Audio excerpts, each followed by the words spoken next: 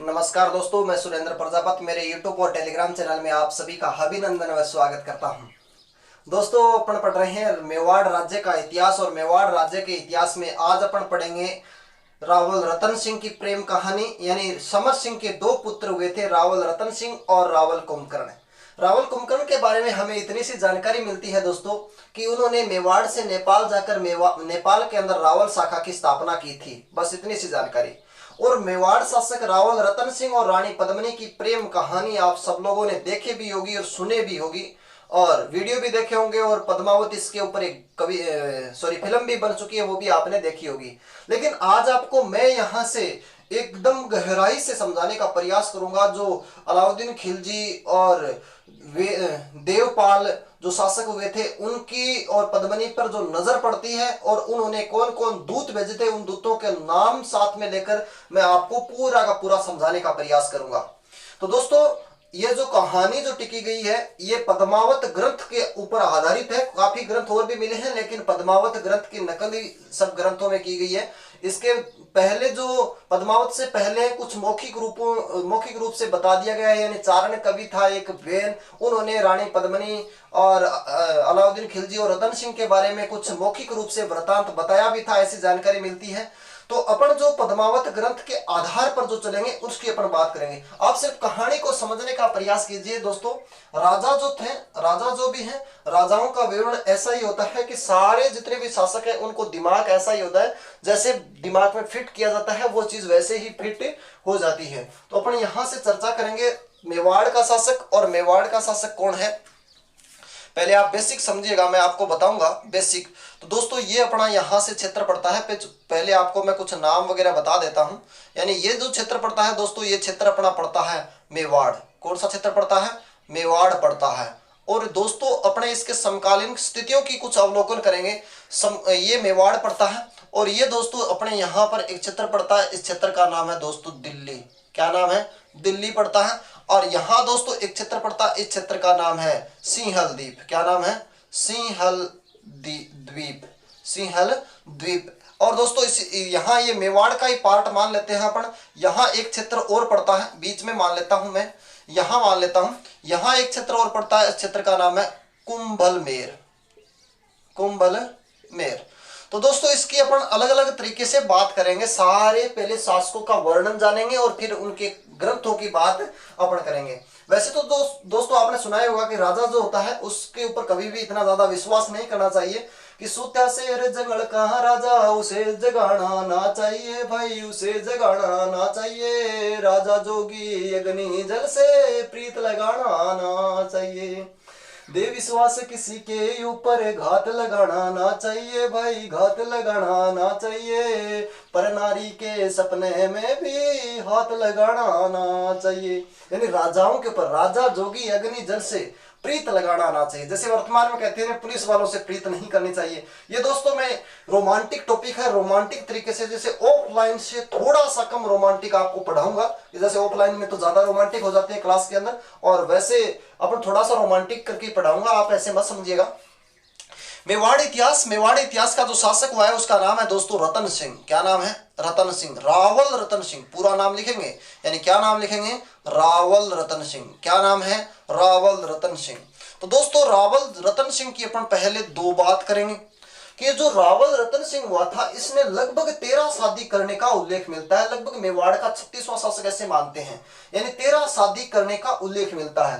13 शादियों में दोस्तों इसकी इंपॉर्टेंट जो पत्नी थी, 13 शादियों में यदि बात करें तो इंपॉर्टेंट एक तो दोस्तों थी नागमती। एक पत्नी का नाम तो क्या है?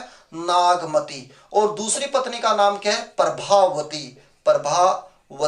और दोस्तों वेरी इंपॉर्टेंट पत्नी का नाम जो आपने सुना ही होगा, जिस पर फिल्म भी बन चुकी है, उस पत्नी का नाम है पद्मावती। क्या नाम है? पद्मावती। वो कैसे आएगी, कैसे इनकी प्रेम कहानी होती है, क्या क्या इस पत्नी को लाने के लिए इसको समस्या का सामना करना पड़ता है, उस समस्या की एक पूरी कहानी का वृत्तांत अपन देखेंगे। पूरे वीडियो को मेरे साथ बने रहिए और चैनल को सब्सक्राइब कीजिए और आगे से आगे बढ़ते रहिए। अब जो दोस्तों इनकी प्रेम कहानी यानी अति प्रिय पत्नी कौन थी? पद्मावती थी। ये भी दोनों प्रिय पत्नी थी 13 पत्नियों में। अब दोस्तों दिल्ली, इसके समकालीन स्थिति की यदि बात करते हैं, इसके क्या बात करते हैं, समकालीन बात करते हैं, समकालीन समकालीन समकालीन समकालीन यानी रतन सिंह का दोस्तों जो कार्यकाल रहता है, कार्यकाल 1302 से लेकर 1303 तक रहता है। 1302 से लेकर और 1303 तक इसका क्या रहता है, कार्यकाल रहता है। इधर दोस्तों यदि दिल्ली की बात करें तो रतन सिंह के समकालीन जो शासक था, दिल्ली का शासक दोस्तों था, ये था अलाउद्दीन खिलजी। कौन था, अलाउद्दीन खिलजी, अलाउद्दीन खिलजी। दोस्तों अलाउद्दीन खिलजी की एक पत्नी थी, पत्नी का नाम था चिमना, अति प्रिय पत्नी थी अलाउद्दीन खिलजी की, चिमना। और अलाउद्दीन खिलजी के बारे में दोस्तों 2-3 बात और भी करें अपन तो कहेंगे, अलाउद्दीन खिलजी का एक दूत था, दूत का नाम था दोस्तों सुरजा।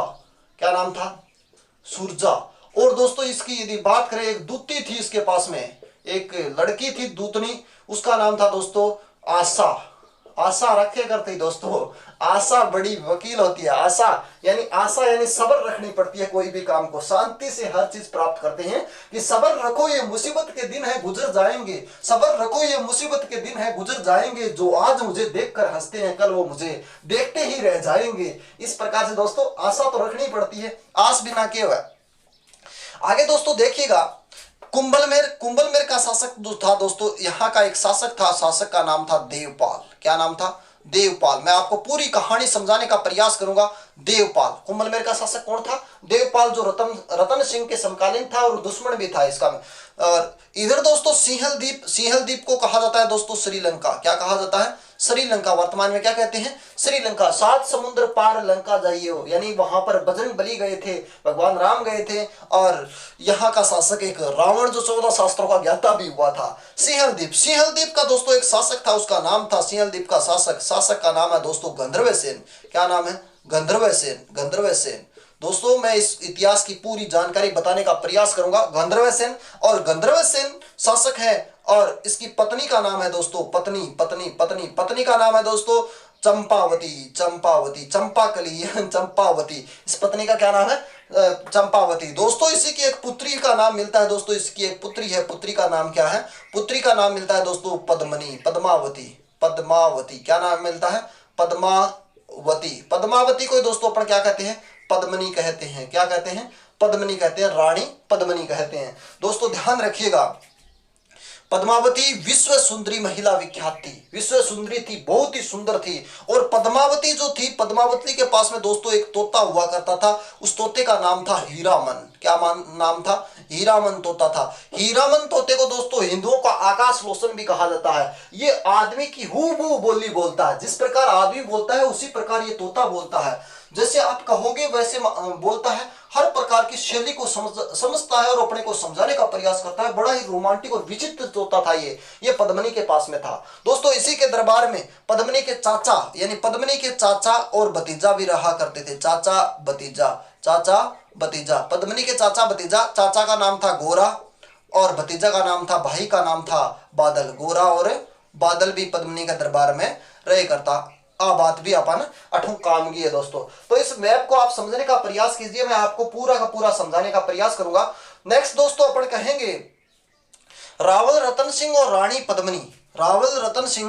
रानी पद्मनी की जो प्रेम कथा है उसको अपन कहेंगे, किस प्रकार से जो विवरण मिलता है उसकी अपन चर्चा करेंगे। यानी अपने पास में दोस्तों एक ग्रंथ मिलता है, रावल रतन सिंह और पद्मनी की प्रेम कहानी के लिए ग्रंथ लिखा गया है, एक पद्मावत क्या लिखा गया है, ग्रंथ लिखा गया है। पहले बेसिक समझिएगा, फिर अपन कहानी की ओर चलते हैं। पद्मावत ग्रंथ लिखा गया है, और पद्मावत ग्रंथ के लेखक जो हैं, इसको समझने का प्रयास कीजिए। पद्मावत ग्रंथ के लेखक जो हैं वो है मलिक मोहम्मद जायसी। पद्मावत ग्रंथ किसने लिखा है, मलिक मोहम्मद जायसी ने पद्मावत ग्रंथ लिखा है। और दोस्तों ध्यान रहे, ये जो लेखक है, ये लेखक और शेरशाह सूरी के क्या थे, शेरशाह सूरी के दरबारी कवि थे। शेरशाह सूरी के क्या थे, दरबारी कवि थे, जिन्होंने ये ग्रंथ कब लिखा था, 1540 में लिखा था, 1540 ईस्वी में लिखा था, क्योंकि शेरशाह सूरी का कार्यकाल यही रहता है 1545 तक। और दोस्तों इस लेखक या इस ग्रंथ की यदि भाषा की बात करें और इस लेखक या इस ग्रंथ की अपन शैली की बात करें तो दो बात और इंपॉर्टेंट मिलती है। यानी भाषा की बात करें दोस्तों तो कहेंगे इसमें इस लेख की भाषा क्या है, इस ग्रंथ की भाषा क्या है, अवधी भाषा है। कौन सी भाषा है? अवधी भाषा है। और यदि अपन बात करें इसकी शैली की तो यह कहेंगे मनसवी शैली में लिखा गया है। मनसवी शैली, मनसवी शैली में लिखा गया है। तो दोस्तों इस ग्रंथ के अंदर किसका वर्णन मिलता है? कहेंगे पद्मावत ग्रंथ में मलिक मोहम्मद जायसी के अनुसार रावल रतन सिंह और रानी पद्मिनी की प्रेम कहानी और अलाउद्दीन खिलजी का अलाउद्दीन खिलजी का रानी पद्मिनी के सौंदर्य पर मुक्त होने की कहानी और राघव चेतन द्वारा भड़काने का जो सिस्टम चला था उसकी जानकारी हमें मिलती है। तो आइए हमारे साथ में और अब आगे की प्रक्रिया क्या रहती है उसके बारे में अपन जानने का प्रयास करते हैं। दोस्तों इसका स्क्रीनशॉट लीजिए आप और थोड़ा सा आपको ध्यान में रहे। आपको ये एक बात दोस्तों और भी ध्यान में रखनी है कि जो रावल रतन सिंह हुआ था ये रावल शाखा का अंतिम शासक हुआ था। यानी ये पूछ ले कि रावल शाखा का अंतिम शासक कौन हुआ था दोस्तों? रावल शाखा का अंतिम शासक है रावल रतन सिंह हुआ था। इसकी जानकारी हमें मिलती है। इसका दोस्तों स्क्रीनशॉट लीजिए।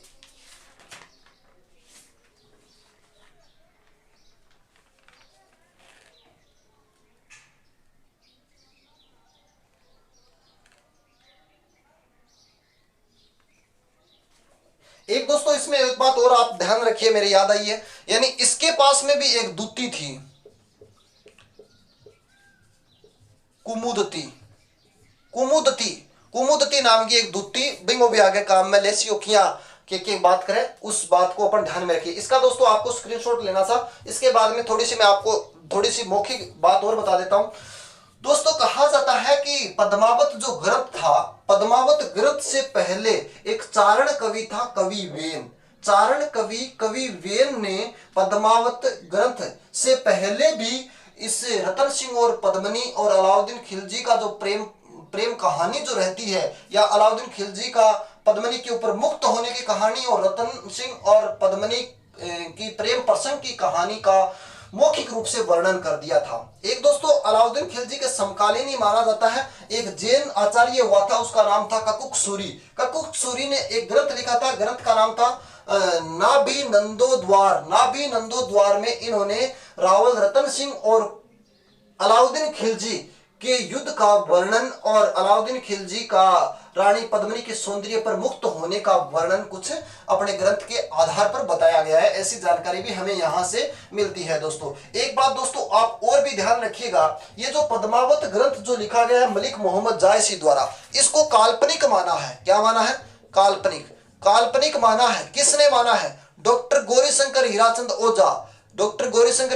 ओझा और एक कानून गो लाल, इन्होंने क्या माना है इसको? तो दोस्तों ध्यान रहे कि पद्मावत ग्रंथ को काल्पनिक अवधारणा, काल्पनिक कहानी किसने मानी है?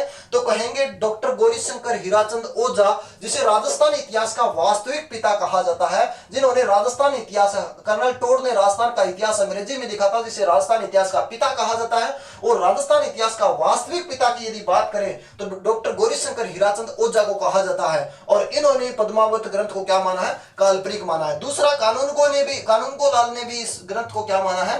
काल्पनिक माना है। ऐसी जानकारी भी हमें मिलती है। तो दोस्तों ध्यान रखिए कि ये जो रूपरेखा बनती है, इस रूपरेखा के आधार पर सारी कहानी टिकी हुई है। और आगे जो अपन यहां से एक बात और भी कर सकते हैं कि ये दोस्तों नाग है, नागमती से एक पुत्र की जानकारी मिलती है दोस्तों, नागसेन। क्या नाम है इसका? एक पुत्र हुआ था नागसेन। प्रभावती से एक पुत्र हुआ था, उसका नाम है वीरभाण। क्या नाम है? वीरभाण। ये जानकारी भी हमें यहां से मिलती है दोस्तों। तो समझिएगा दोस्तों, आप एक बार फिर से मेरे द्वारा समझिए और फिर अपन कहानी को आगे बढ़ते हैं कि मेवाड़ का शासक रावल रतन सिंह रावल शाखा का अंतिम शासक हुआ था। मेवाड़ का शासक रावल रतन सिंह रावल शाखा का अंतिम शासक हुआ था मेवाड़ का। इसकी पत्नी थी नागमती, प्रभावती, पद्मावती। इसकी सबसे प्रिय पत्नी थी वो पद्मिनी आने से पहले नागमती और प्रभावती थी, और पद्मिनी आने के बाद में सबसे प्रिय पत्नी थी पद्मिनी थी। दोस्तों कहा जाता है कि नागमती से नागसेन हुआ था, प्रभावती से वीरभाण हुआ था, और मेवाड़ के समकालीन इसके दिल्ली का शासक अलाउद्दीन खिलजी था, जिसकी प्रिय बेगम का नाम था चिमना। इसके पास में एक सुरजा नाम का दूत था और एक दूती थी, उसका नाम था आशा। ठीक है, अब एक इधर कुंभलमेर कस्बा पड़ता था दोस्तों। कुंभलमेर में अपन कह सकते हैं कुंभलमेर का शासक था देवपाल, जो इसका दुश्मन था रतन सिंह का, और दूती कुमुदत्ती इसकी एक क्या थी, दूती थी। ये जो दोस्तों है आशा जो है ये जोगिन का भेष धारण किया करती थी। किसका भेष? जोगिन का भेष धारण किया करती थी। और ये दूती भी किसका भेष धारण किया करती थी? जोगिन का भेष धारण किया करती थी। इधर दोस्तों अपन सिंहल द्वीप की बात करते हैं, श्रीलंका की बात करते हैं, तो शासक था गंधर्व सेन, और गंधर्व सेन की पत्नी थी चंपावती, और चंपावती पुत्री थी पद्मावती पद्मनी। पद्मनी के पास में एक हीरामन नाम का तोता था, जिसे हिंदुओं का आकाश लोचन भी तोता कहा जाता है, तूतिया भी कहा जाता है, हिंदुओं का आकाश लोचन भी कहा जाता है, जो आदमी की हूबहू बोली बोले कर तो, आदमी की हूबहू बोली बोले कर तो। और पद्मनी का चाचा था गोरा, और भतीजा यानी भाई था इसका, अपन कह सकते हैं बादल। क्या था? भाई था इसका बादल। ऐसी जानकारी हमें मिलती है दोस्तों। तो अब आइए इसका स्क्रीनशॉट लेना चाहे तो ले सकते हैं, फिर आगे बढ़ते हैं। ले लिएगा दोस्तों स्क्रीनशॉट, आगे बढ़ते हैं, आगे समझने का प्रयास कीजिए। अब कहानी की रूपरेखा कहानी की ओर मोड़ते हैं, यानी जितनी काम की है उतनी कहानी अपन ध्यान में रखते हुए आगे की ओर मोड़ लेते हैं। समकालीन इसको पढ़ा रहने दो ऐसे ही। अब देखते हैं दोस्तों कहा जाता है कि रावल रतन सिंह अति सुंदर शासक थे, वीर थे, कर्तव्यनिष्ठ शासक थे, बुद्धिमान थे, संगीतज्ञ थे। इस प्रकार के शासक रतन सिंह हुआ करते थे। अब दोस्तों इधर से बात करते हैं सिंहल द्वीप में क्या घटना घटती है उसकी बात करते हैं। सिंहल द्वीप की दोस्तों घटना घटती है कि राजा गंधर्व सेन और रानी चंपावती पद्मावती के वर को लेकर परेशान थे, यानी इसके रिश्ते को लेकर परेशान थे। इस बात की चर्चा पद्मावती अपने तोते हीरामन के साथ किया करती थी। अब इस तोते ने कहा कि यदि आप कहो तो मैं आपके लिए वर ढूंढूं। तो इसने कहा भी देख लो, आपका विचार सोच लो। तो कहते हैं कि इस हीरामन तोते यहाँ से उड़ता है और यहाँ से उड़कर घूमता घूमता, कहते हैं यहाँ से घूमता घूमता, कौन उड़ता है? हीरामन तोता उड़ता है और घूमता घूमता कहाँ पहुंच जाता है? यानी दर्रा अभ्यारण्य में पहुंच जाता है। कहाँ पहुंच जाता है? दर्रा अभ्यारण्य पहुंचता है। दर्रा अभ्यारण्य कहाँ पहुंचता है? कोटा झालावाड़ यानी गागरोन कह सकते हैं। दर्रा अभ्यारण्य में कौन पहुंच गयो? गागरोन तोतो पहुंच, उरे कौन सो आ गयो? सॉरी, हीरामन तोता आ गया। हीरामन तोतो आ गयो। अब देखता रहो कि हीरामन तोता यहाँ पर आकर बैठता है, और यहाँ पर दोस्तों एक शिकारी आता है, और शिकारी ने इस तोते को पकड़ लिया और मारने का प्लान किया। तो तोता वैसे के वैसे ही बोल रहा था, जैसे वो बोल रहा था सेम का सेम वो बोला। तो उसने सोचा कि यार ये तोता अपने वाले तोतों से अलग है, क्यों ना इस तोते को कहीं ज्यादा पैसों में बेच दिया जाए। तो इसने क्या किया, किसी ब्राह्मण को इस तोते को बेच दिया। यानी इस तोते को क्या किया? किसी ब्राह्मण को इस तोते को बेच दिया। यानी तोते को बेच दियो भाई, 10-5 हजार में बेच दियो। बेच के काम करो, ब्राह्मण के काम करो। यहां से ये तोतो लेके की कना गयो? रावल रतन सिंह कना गयो। और रतन सिंह ने ओ ब्राह्मण अठू आयो की कने? रावल रतन सिंह ने, और ओ तोतो अठे रावल रतन सिंह ने बेच दियो। रावल रतन सिंह को इस तोते को दे दिया। रावल रतन सिंह इस तोते को खरीद लियो। खरीदने के बाद में जानकारी मिलती है कि रावल रतन सिंह इस तोते की देखभाल करे करतो। रावल रतन सिंह इस तोते की करतो दोस्तों, देखभाल करते हो। कहानी को समझेगा, कहानी में त्रुटि ना हो जाए। रावल रतन सिंह इस तोते की देखभाल किया करता था, और ये तोता इसके साथ में बात किया करता था। अब हुआ ऐसा कि एक दिन ये किसी कारणवश बाहर गया, और बाहर गया तो अपने तोते की देखभाल का काम किसको सौंप दिया? रानी नागमती को सौंप दिया। ये भी अति सुंदर रानी थी, ये पटरानी थी। ये नागमती को इस तोते का कार्यभार सौंप दिया, भाई देखभाल करनी है, इन्हें चाय पानी पियानो है चाय पानी पियानो। तो रानी नागमती ने क्या किया, इस तोते के साथ में देखभाल कर रही थी। किसकी देखभाल कर रही थी? तोता कौन था? हीरामन था। हीरामन की देखभाल कर रही थी, और अपने सुंदरता का बखान किया इसके सामने। अपनी सुंदरता का बखान किया, बोली मेरे जैसी सुंदरी और कोई नहीं है। इस प्रकार अपनी ही सुंदरता का बखान हीरामन तोते के सामने रानी नागमती करती है। तो रानी नागमती करने पर तोता इस बात को सहन नहीं कर पाया, और के बोले देख आ बात बिल्कुल ही गुंजच है। इस विश्व के अंदर तेरे से सुंदरी बहुत है, और एक श्रीलंका की श्रीलंका के गंधर्वसेन की पुत्री पद्मावती वो तेरे से काफी ज्यादा सुंदर है। यदि वो पानी भी पीती है तो कंठों से जाता हुआ नजर आता है, और यदि गुलाब की पत्ती भी उसके ऊपर पड़ती है तो कहते हैं कि उसके बाहों से रक्त निकलना शुरू हो जाता है। इतनी सुंदरी है, तुम कहाँ हो? ये जानकारी सुनी किसने? नागमती ने। किससे? हीरामन तोते से। मन में विचार करो कि रतन सिंह अपने से अधिक प्रेम करता है, और यदि इस बात को रतन सिंह को बता दिया हीरामन ने कि रानी पद्मिनी इतनी सुंदर है, तो रतन सिंह यहां से पद्मिनी को लाने चला जाएगा और अपने से प्रेम नहीं करेगा। प्रेम गधा इसी प्रकार होती है, प्रेम अंधा होता है? तो कहते हैं कि यहां से रवाना किस प्रकार की स्थिति होती है वो देखेंगे। यानी कहते हैं कि जैसे ही नागमती ने अपनी दासी को बुलाया और बुला के बोली तोतर मार दे। बोले क्यों?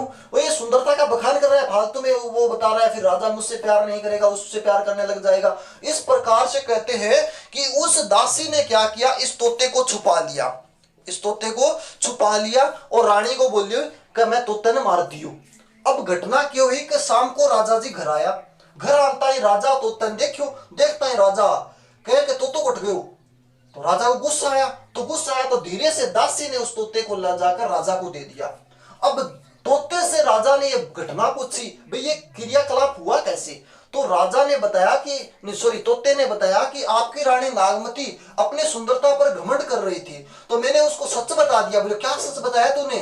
तो बोले मैंने सच बताया कि आपसे अति सुंदर, कई गुना सुंदर और एक रानी है सिंहल द्वीप में, एक छोरी राजकुमारी है, उसका नाम है पद्मिनी, जो गंधर्वसेन की बेटी है। तो कहते हैं कि रावल रतन सिंह को इसकी सुंदरता का वर्णन करते करते उस हीरामन तोते ने काफी देर तक रानी पद्मिनी का वर्णन किया, क्योंकि रावल रतन सिंह भी अति सुंदर शासक था।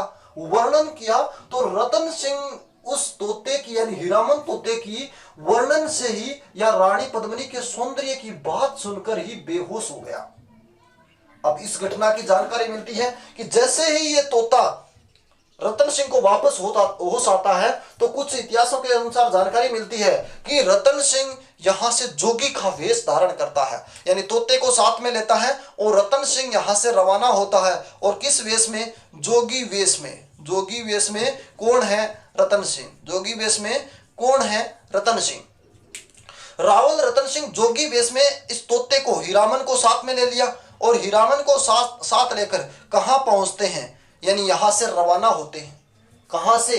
यानी रवाना होते हैं कहां से? मेवाड़ से। मेवाड़ से रवाना होते ही दोस्तों कहा जाता है कि जैसे ही मेवाड़ से रवाना हुए तो एक क्षेत्र पड़ता है कलिंग। क्या पड़ता है? कलिंग देश। और कलिंग देश पहुंच जाते हैं। कहां पहुंच जाते हैं? कलिंग देश पहुंचने की जानकारी मिलती है दोस्तों। कलिंग देश का दोस्तों राजा था, उसका नाम था गजपति। क्या नाम था कलिंग देश का राजा? कलिंग देश का एक राजा था, उसका नाम था गजपति। कलिंग देश पहुंचते हैं और कलिंग देश में और यहाँ की जानकारी हमें ऐसा वृतांत के माध्यम से मिलती है कि राजा के पास से एक जहाज की मांग करते हैं। यानी क्या? कहां पहुंच गए दोस्तों? कलिंग पहुंच गए। और कलिंग के पास में कहते हैं, कलिंग का राजा कौन था? गजपति। कलिंग का राजा कौन था? गजपति। और गजपति से क्या ले लियो? एक जहाज ले लियो। गजपति से क्या ले लियो? एक जहाज ले लियो। जहाज लेने की जानकारी दोस्तों, ये राजा कहाँ का है? कलिंग का राजा है। और अब दोस्तों यहां पर ये क्या पड़ता है? श्रीलंका से पहले ये दोस्तों समंदर पड़ता है। क्या पड़ता है? 7 समंदर पड़ते हैं। 1 2 3 4 5 6 और 7 समंदर पार करके अपन कह सकते हैं 7 समंदर पार करके कहां पहुंचना पड़ता है? 1 2 3 4 5 6 और 7 समंदर पार करके दोस्तों कहां पहुंचना पड़ेगा? श्रीलंका पहुंचना पड़ेगा। कहां पहुंचना पड़ेगा? श्रीलंका पहुंचना पड़ेगा। अब दोस्तों इस कहानी को आप समझने का प्रयास कीजिए। यानी यहां से ये घटना शुरू हुई थी। कहां से शुरू हुई थी? हीरामन तोते से शुरू होती है। यहां से ये घटना शुरू हुई थी। इस कहानी को एक बार फिर से मेरी समझने का प्रयास कीजिए। मैं यहाँ पर इसको स्टॉपिज करते हुए आपको एक बार फिर से बताते हैं कि सिंहल द्वीप के शासक गंधर्वसेन चंपावती अपनी पुत्री पद्मिनी के योग्य वर ढूंढने में कामयाब नहीं हुए थे। इस बात की उनको चिंता सता रही थी, बार बार में चिंता कर रहे थे। तो कहते हैं कि इस तोते से ये बात पद्मिनी किया करती थी। हिंदुओं का आकाश लोचन इस तोते को कहा जाता है। ये आदमी की हुबहू बोली बोलता है। अब दोस्तों कहा जाता है कि यहाँ से ये तोता उड़ा और दर्रा, बयान, कोटा, झालावाड़ या गागरोड पहुंच जाता है और यहाँ पर इस तोते का शिकार कर लेता है एक आदमी। यानी इस तोते का क्या कर लेता है, शिकारी शिकार कर लेता है। और शिकारी जब इसको मारने का प्लान करता है तो तोता आदमी जैसी बोली बोलता है। तो ये सोचता है कि हम क्यों ना इस तोते को किसी आदमी को बेच दिया जाए और अच्छे पैसे मिलेंगे। तो इसने एक ब्राह्मण को बेच दिया और बेचने के बाद में कहते हैं कि इस तोते को ले गया था ये ब्राह्मण राजा के पास में। तो राजा ने इस तोते को खरीद लिया। अब राजा इस तोते के साथ में बात किया करता था और एक दिन किसी कारणवश राजा बाहर जाते हैं और तोते का कार्यभार जो है वो नागमती को सौंप देते हैं, रानी नागमती को सौंप देते हैं। रानी नागमती तोते का कार्यभार संभाल रही थी, इसको दाना पानी दे रही थी। तो रानी नागमती ने अपने सौंदर्य की चर्चा इस तोते हीरामन के पास साथ की। तो हीरामन ने कहा कि भाई आपसे काफी सारी सुंदरी है कि श्रीलंका की राजकुमारी पद्मिनी आपसे अति सुंदर है, कई गुना सुंदर है। तो इस सुंदरता को रानी नागमती सहन नहीं कर पाई। इसने अपनी दासी को बुलाया और हीरामन को मारने के लिए कहा। तो हीरामन को दासी ने छुपा दिया। जैसे ही राजा आया तो तोता ना मिला तो राजा क्रोधित हुआ। तो फिर दासी ने राजा को तोता ले जाकर दिया। अब तोते को पूछी ये घटना तो तोते हीरामन ने सारी कहानी बोलकर बता दी और बोलो कि भाई आपकी रानी नागमती सुंदरता पर इतरा रही है, घमंड कर रही है, इससे कई गुना सुंदर तो मेरी प्रिय अपन कह सकते हैं जो मुझे जो देखभाल करने वाली मेरा स्वामी जो है, स्वामी के रूप में पूज्य है, वो पद्मिनी इतनी सुंदर है जो आपकी नागमती तो क्या है, कुछ नहीं है उसके सामने। तो कहते हैं कि रतन सिंह उसकी यानी किसकी, पद्मिनी की तोते के द्वारा या हीरामन के द्वारा उसकी सुंदरता का वर्णन सुनकर बेहोश हो जाता है। अब जैसे ही होश आता है तो यहां से कहते हैं कि उड़ दोनों, एक रतन सिंह क्या करते हैं, जोगी का वेश धारण करते हैं और जोगी का वेश धारण करके दोनों तोता और रतन सिंह और जोगियों की टोली यहां से रवाना होती है और राजा कलिंग के पास में पहुंचती है।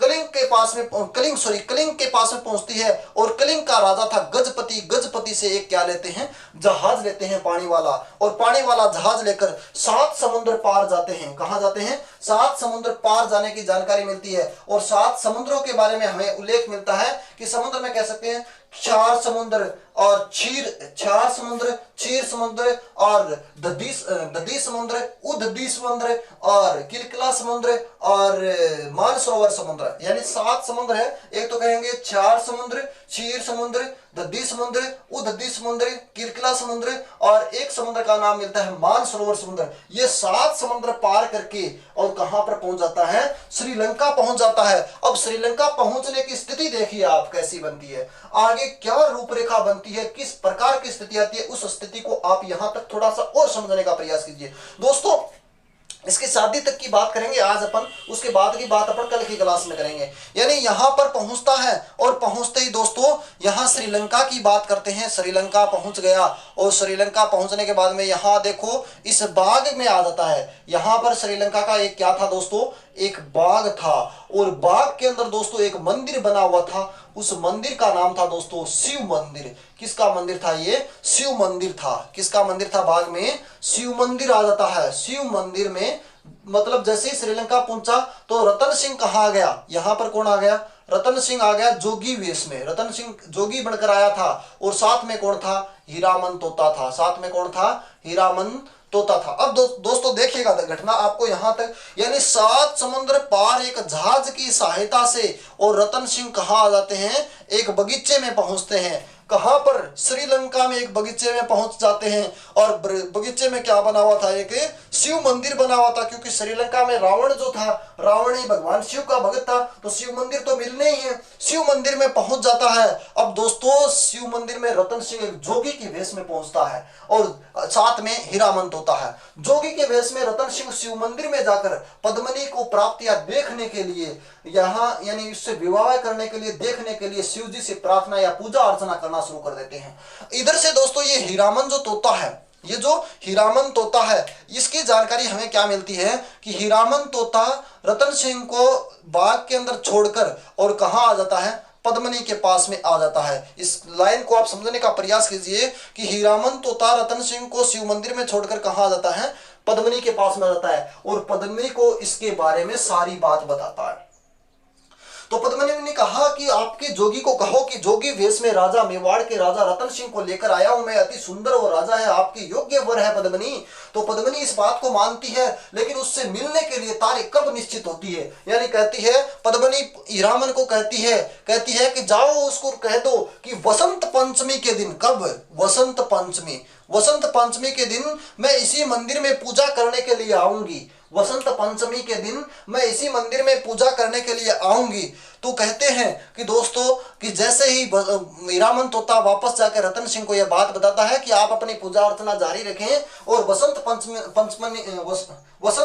पंचमी के दिन यहाँ पर पूजा अर्चना करने के लिए कौन आएगी, रानी आएगी। वसंत पंचमी के दिन ये जो राजकुमारी है ये आएगी। तो जैसे ही यहाँ पर जानकारी मिलती है वसंत पंचमी के दिन रानी पद्मिनी, या अपन कह सकते हैं राजकुमारी पद्मिनी, गंधर्वसेन की बेटी इस मंदिर में पूजा करने के लिए आती है, इस मंदिर में पूजा करने के लिए आती है। दोस्तों कहा जाता है कि जैसे ही इस मंदिर में पूजा करने के, सौंदर्य एक चीज ऐसी होती है, दिल में हौसला तो बड़ा रखना पड़ता है दोस्तों, हंसने के लिए हर चीज बड़ी शौर्य के साथ, वीरता के साथ में नजर आती है, क्योंकि दिल में यदि हौसला नहीं होता तो किसी भी चीज को प्राप्त नहीं करते, किसी भी चीज को प्राप्त नहीं कर सकते। प्राप्त करने के लिए हर चीज का प्रयास बड़ा जरूरी होता है। किसी को चाहत बड़ी, दोस्तों कहते हैं ना कि आंधी तूफान चलते रहते हैं लेकिन डगर के रास्ते उसी प्रकार ही रहते हैं जिससे पहले थे। कितनी भी आंधी के चलने से पहाड़ों में कभी छेद नहीं हुआ करते, वो पहाड़ वहीं रहा करते हैं। ऐसी जानकारी भी हमें देखने को मिलती है और सीखने को भी मिलती है। तो अपन कह सकते हैं कि ना पूछो मेरी मंजिल कहाँ है, अभी तो सफर का इरादा किया है, ना पूछो मेरी मंजिल कहाँ है, अभी तो सफर का इरादा किया है, ना हारूंगा हौसला उम्र भर, ये किसी से नहीं मैंने खुद से वादा किया है। इसी लक्ष्य के साथ में यहाँ पर पहुंचा था। और कहते हैं कि वसंत पंचमी के दिन रानी पद्मिनी आती है और जोगी वेश में रतन सिंह को देखती है। अब जैसे ही रतन सिंह को देखा और रतन सिंह ने रानी को देखा या राजकुमारी को देखा, तो देखते ही रतन सिंह बेहोश हो गया। पद्मावत ग्रंथ में मलिक मोहम्मद जायसी 1540 के अनुसार शेरशाह सूरी के दरबारी कवि जो भाषा जो लिखते हैं और शैली जो लिखते हैं उसमें एक ग्रंथ लिखा था पद्मावत में लिखता है कि यहाँ पर ये रतन सिंह है, देखते ही बेहोश हो गया। बेहोश होने के बाद में जब वो राजकुमारी वापस जाती है, दोबारा होश आया, औजू देखा, औजू बेहोश। अब जैसे ही वास्तव में वापस जाती है तो उसने रतन सिंह के ऊपर थोड़ा सा चंदन छिड़का और चंदन छिड़ककर बोली, कुछ शब्द लिखे, बोली कि चंदन छिड़ककर बोली, जो तूने शिक्षा प्राप्त करना तो सीखा है रतन सिंह, तूने शिक्षा प्राप्त करना तो सीखा है राजा जी, परंतु जब फल प्राप्ति का समय आया तो तू सो ही गया। तूने शिक्षा प्राप्त करने का, तूने शिक्षा प्राप्त करना तो सीखा है, तूने शिक्षा प्राप्त करना तो सीखा है, परंतु जब फल प्राप्ति का समय आया तो तू बेसुध होकर सो ही गया। ऐसा कहकर यदि तुम मुझे प्राप्त करना चाहते हो तो मेरे सिंहलगढ़ में प्रवेश कर जाना, मेरे सिंहलगढ़ में प्रवेश कर लोगे तो मैं आपसे शादी कर लूंगी। ये कहकर कहते हैं कि पद्मिनी वापस अपने सिंहलगढ़ में प्रवेश कर गई। अब पद्मिनी का जो महल था वहां पर सिंहल प्रदेश में, वो बड़ा ही विचित्र और अति सुंदर महल था और काफी ऊंचाई पर था और वहां जाने के लिए हर कोई आदमी वहां जा नहीं सकता था, ऐसी जानकारी भी हमें मिलती है। अब दोस्तों कहते हैं कि उस टाइम की यदि अपन बात करते हैं, पद्मावत ग्रंथ की यदि बात करते हैं, तो कुछ इतिहासकार ये लिखते हैं कि हीरामन जो तोता है, हीरामन तोता जो किसके पास में था, रतन सिंह के साथ दे रहा था और रतन सिंह को हीरामन तोते ने सिंहलगढ़ पहुंचने का रास्ता बताया। और कुछ इतिहासकार ऐसे भी लिखते हैं कि वहां पर भगवान शिव प्रकट होते हैं और शिव जी ने क्या किया था, यहाँ पर अन्य रूपों के माध्यम से या जोगी भेष में शिव जी प्रकट होते हैं और वो उनको रास्ता बताते हैं, सिंहल भट्टिका देते हैं, जिससे उस रास्ते के माध्यम से वहां तक पहुंचते हैं। लेकिन उसी बगीचे में रतन सिंह घूमते रहते हैं, उसी बगीचे में रतन, इस बात का प्रेम प्रसंग की पता चला गंधर्वसेन को, तो बगीचे में घूमते हुए एक साधु को देखा। जैसे इस साधु को देखा तो गंधर्वसेन ने उसको अपने पास बुलाया और बुलाकर बोला कि आप कौन हो? बोले जोगी हूं मैं। तो बोले यार जोगी जैसा आप लगते नहीं हो, मुझे कोई आप राजकुमार लगते हो। बोले सच सच बता दो आप कौन हो। तो उसने बताया था कि मैं मेवाड़ शासक रावल रतन सिंह हूँ, मेवाड़ का शासक हूँ, रावल रतन सिंह राजा हूँ, और मैं आपकी पुत्री पद्मिनी से शादी करना चाहता हूँ। एक बार मन में विचार करिए यार, कहाँ कौन का, कहाँ कौन का। अब आपको पता है कि कहने के लिए दिल भी बड़ा होना चाहिए, कि वरना वैसे गड़बड़ हो जाए कि क्या पता ये क्या करेगा, सालों मारेगा छोड़ेगा, वो तो विश्वास को नहीं। तो उसने क्या किया, रतन सिंह ने क्या किया, अपने दिल में हौसला, यार शादी करेगा तो ठीक है, नहीं करेगा तो ठीक है, लेकिन आपने कहने में किए जाए। तो जैसे ही कहते हैं कि रावल रतन सिंह ने क्या किया, गंधर्व सेन के सामने अपनी बात रखी, बोलियो कि मैं मेवाड़ शासक रावल रतन सिंह और आपकी पुत्री पद्मिनी से शादी करना चाहता हूं। तो गंधर्व सेन ने इसकी बात मान ली, बोले भाई ठीक है, आप शादी करना चाहते हैं, बहुत अच्छी बात है, हम तो काफी दिनों से वर ढूंढ रहे थे, आप मिल ही गए। अब कहते हैं कि रतन सिंह और रानी पद्मिनी की यहां पर शादी कर देते हैं। शादी हो गई दोनों में, और शादी होने के बाद में जानकारी मिलती है, ओम स्वाहा गड़बड़े सड़बड़े पिंपल पर चढ़ाए बांदरो स्वाहा, लियाओ रे चोरो 5 रुपया रे लाडू रे केड़ो रख दियो, इन प्रकार का करे पंडित ब्याह कर दियो, मार लाडे ले रो, पहलो फेरो, दूजो फेरो, तीजो फेरो। अपने राजस्थान में तो बहुत सारी प्रक्रिया चलती रहे, मोठ सा मत पाड़ लाडो मारी तने हंसेगी सहेलियां, हलवा हलवा चाल लाडो मारी तने हंसेगी सहेलियां। ई प्रकार आपने अठे गीत गाए जाओ, मार लाडली रो पहलो दूसरो तीसरो चौथो फेरो लगा के काम है नक्की करो। अब कहते हैं 7 फेरा होए करता ले लागे रवाना हुए कुछ समय बाद में। अब पीछे से मेवाड़ की जो स्थिति है, मेवाड़ की स्थिति भी बड़ी घटिया होने लगी। तो रानी नागमती की एक जानकारी मिलती है, इसने एक पक्षी के माध्यम से रतन सिंह को एक संदेशा भेजा था।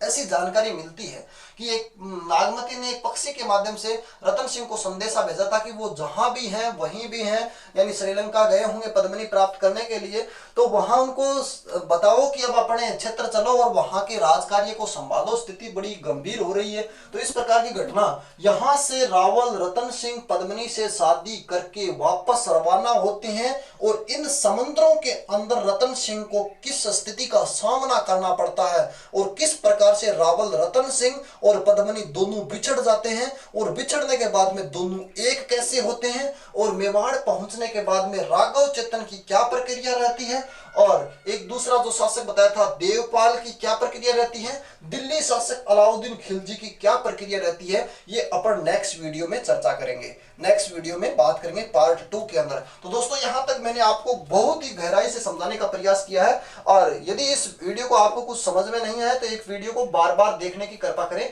एक बार शॉर्टली मैं आपको फिर से बताने का प्रयास करूंगा कि रतन सिंह मेवाड़ का शासक था, और यहाँ पर पद्मिनी का हीरामन तोता आया था, और उस तोते को कहते हैं कि किसी ने शिकार के तौर पर गिरफ्तार कर लिया, गिरफ्तार करके ब्राह्मण को बेच दिया, और ब्राह्मण ने इस तोते को राजा को बेच दिया। और राजा एक दिन राजा इसकी देखभाल क्या करते थे, बातें क्या करते थे।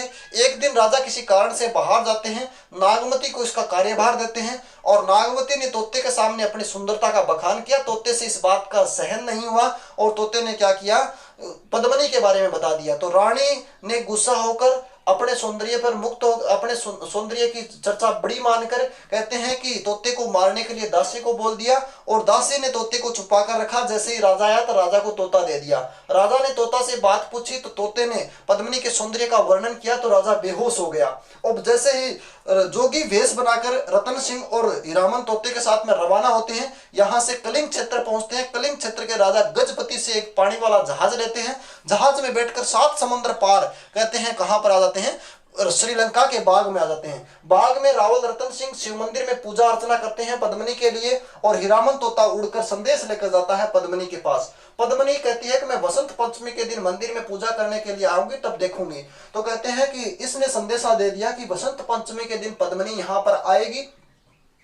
अब जानकारी मिलती है कि वसंत पंचमी के दिन पद्मिनी यहाँ पर आई, और पद्मिनी आने के बाद में जैसे ही पद्मिनी को रतन सिंह और रतन सिंह को पद्मिनी ने देखा तो रतन सिंह बेहोश हो गया, और बेहोश होते ही जाते जाते राजकुमारी पद्मिनी क्या करती है, उस पर चंदन छिड़क देती है, और कहती है जो तूने शिक्षा तो प्राप्त करना सीखा है रतन सिंह, तूने शिक्षा तो प्राप्त करना सीखा है, जब फल प्राप्ति का समय आया तो तू तो बेहोश ही हो गया। जब फल प्राप्ति का, यानी रानी वहां पर आई हुई थी तो तू तो बेहोश ही हो गया। ऐसा कहकर रानी वापस अपने महल आ जाती है, और महल आने के बाद में कहते हैं कि ऐसा भी कहा था यदि तू सूरवीर है और मुझसे शादी करना चाहता है तो तू मेरे महल मेरे महल सिंहलगढ़ में प्रवेश कर जाना, फिर मैं आपसे शादी करूंगी। तो धीरे धीरे ये स्थिति होती है कि रतन सिंह काफी बेचारा, बाद में जब होश आया तो दुखी हुआ और उसी बाग बगीचे में घूम रहा था। इस घटना की जानकारी मिलती है गंधर्व सेन को, और गंधर्व सेन ने क्या किया था, राजा को पास में बुलाया, जोगी वेश में था, पूछा कि भी आप कौन हो। तो उसने बताया कि मैं एक मेवाड़ का शासक रतन सिंह हूँ, आपकी पुत्री पद्मिनी से शादी करना चाहता हूँ। राजा ने हाँ कर दी और होम स्वाहा गड़बड़े सड़बड़े पे पिंपल पर चढ़े बांद्रो स्वाहा के माध्यम से क्या कर दी, फेरा लगा दिया। और फेरा लगाने के बाद में इसी समुद्र के माध्यम से वापस रवाना होते हैं। और समुद्र के बीच में, समुद्र में भी कुछ घटनाएं घटती हैं, दोनों राजा और रानी बिछड़ जाते हैं, और बिछड़ने की क्या प्रक्रिया होती है, फिर वापस एक कैसे होते हैं वो चीज भी, और वापस रतन सिंह मेवाड़ पहुंचते हैं। मेवाड़ में राघव चेतन की क्या घटना घटती है, और कुंभलनेर के राजा देवपाल की क्या घटना घटती है, ये अपन नेक्स्ट वीडियो के अंदर आप इंतजार कीजिए, मैं आपको अपलोड करूंगा। तो दोस्तों ये कहानी अपन ने रतन सिंह के बारे में पढ़ी है, और यदि आपको पसंद आए तो ज्यादा से ज्यादा शेयर करें। मैं सुरेंद्र प्रजापत, फिर से आप सभी का स्वागत है।